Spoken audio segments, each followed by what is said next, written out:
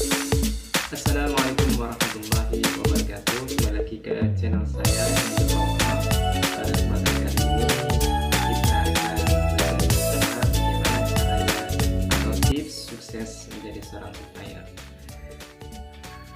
Salah satu kunci yang perlu kita perhatikan ketika kita diamanahi menjadi seorang surveyor itu yang pertama tentu keberanian ya, menghadapi orang-orang. Bukan berani untuk mengajak bertarung, tapi berani untuk berkomunikasi kepada masyarakat. Itu poin yang pertama. Kemudian di samping itu ada lagi yang kedua. Poin kedua yang perlu kita perhatikan adalah kita mengerti tujuannya mau kemana, ke tempat dan kepada siapa yang harus dituju. Misalkan kepada warga. Cara agar kita berhasil kepada warga adalah mengunjungi atau kita ke tempat tokoh sekitar.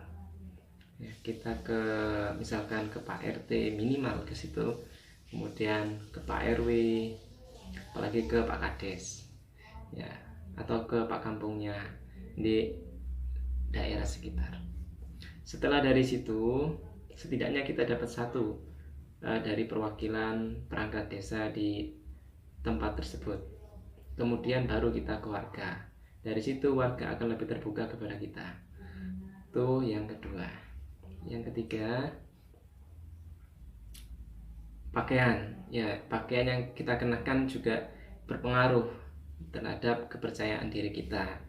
Kita boleh percaya diri, tapi jangan terlalu berlebihan, sewajarnya saja, dan juga tidak terlalu merendahkan diri ya. Berlebihan nanti dampaknya sombong. Kalau terlalu merendahkan diri, jadinya pesimis gitu. Nah, agar kita bisa berhasil ketika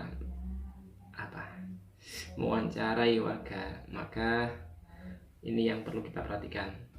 Pakaian harus sopan dan rapi agar warga yang memandang pertama kali kesannya itu adalah baik kepada kita, sehingga timbal balik yang kita sampaikan dari maksud dengan tujuan melakukan wawancara akan ada timbal balik yang baik juga dari warga untuk memberikan pendapatnya, keterangannya sesuai yang kita minta, sesuai yang kita tanyakan kepada mereka.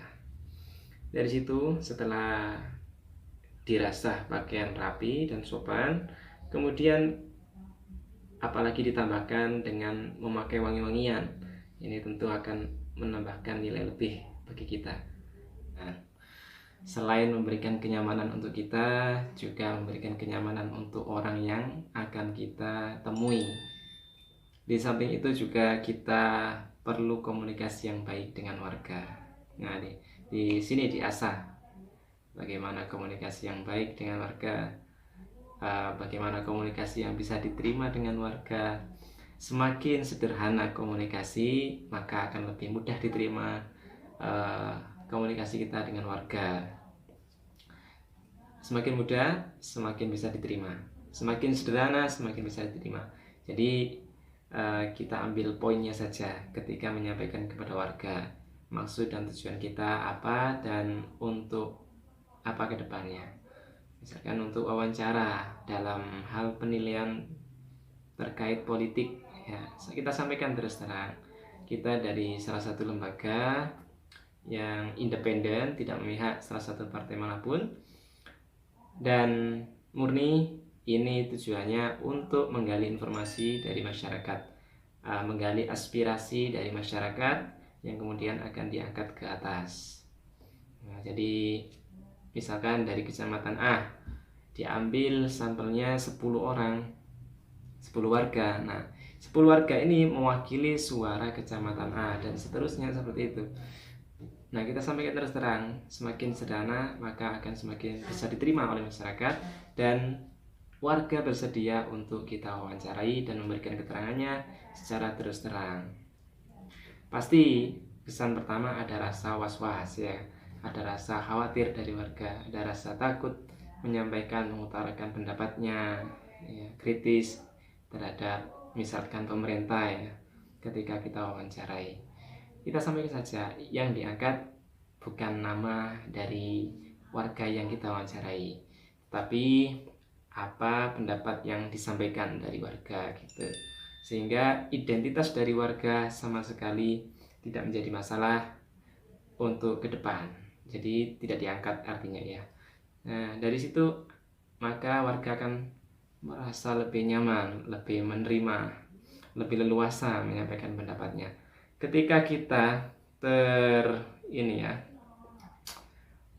target ya, punya targetan hari itu harus selesai sekian gitu, kita jangan terlalu memaksakan.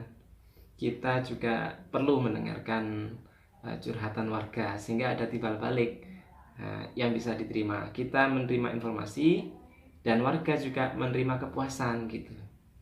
Jadi tidak hanya sekedar menjadi surveyor, tapi juga memberikan kebermanfaatan juga untuk warga gitu ya. Kurang lebihnya seperti itu.